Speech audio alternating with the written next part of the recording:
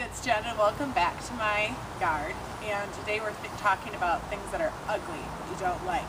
So that might be something that's a part of your house, like your water or electric meter or your trash area. Even I have a well cap that I like to hide. And this is one of the areas that I wanted to soften. It's my stoop. And what I've used to do that are evergreens. So I just want to plug evergreens that in Michigan, because we have snow for at least half of the year, and all of your woody plants are going to drop their leaves, you should have something exciting going on in your front yard, like an evergreen. So in my yard, I have some holly right up here, and with holly you do have to make sure that you have a boy and a girl. That is serious. And then I also have some boxwood.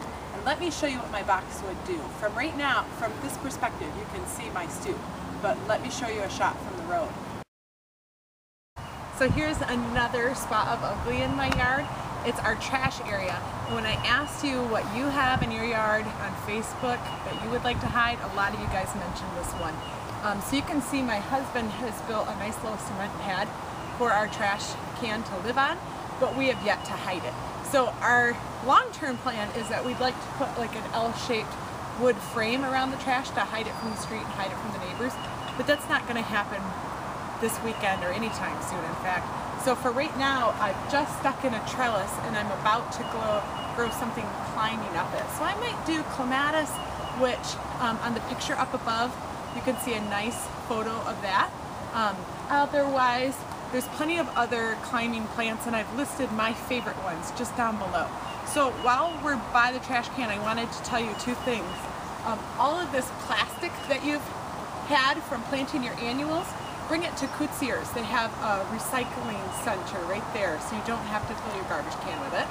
And while I'm talking about Cootseers, let me show you a difference. This is why I'm never afraid to plug Cootseers. Here are two flats. This is a flat from another greenhouse out in the country, and this is a flat from Cootseers. Do you see the size difference? Cootseers plants are just a little bit bigger and hardier, whereas this one, which may have been a bit cheaper, is a good case in point for you get what you pay for. I've got my cute helper here, but here's one more area of ugly in my yard. And this is the door that leads to nowhere. Like I said, you've heard of the bridge that goes to nowhere? Well, this is our door. It connects from our kitchen, and it used to come out to our deck, but we've changed the shape of our deck. So for right now, it goes nowhere. And eventually we're gonna brick this up, but for right now, we just have a door. So what I've done is I painted it so at least it doesn't draw your eye in, because it used to be white. So I painted it to kind of match the brick, and I put up this simple trellis, and I bought a plant called mandevilla because it grows like crazy. You can see already, if you come in real close, that it's already grabbing onto the trellis, and I just set this here yesterday.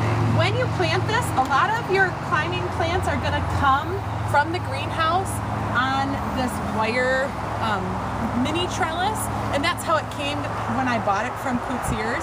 When I plant it, I'll just pop it out of the pot and dig a hole, put it in, and I'll leave that mini trellis in front of my big trellis.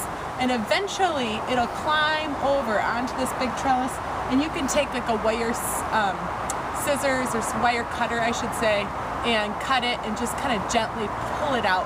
But you don't want to just yank it off of that small metal trellis because it'll kill the plant. So next door, there's even more ugly at my house, folks, is our air conditioning unit.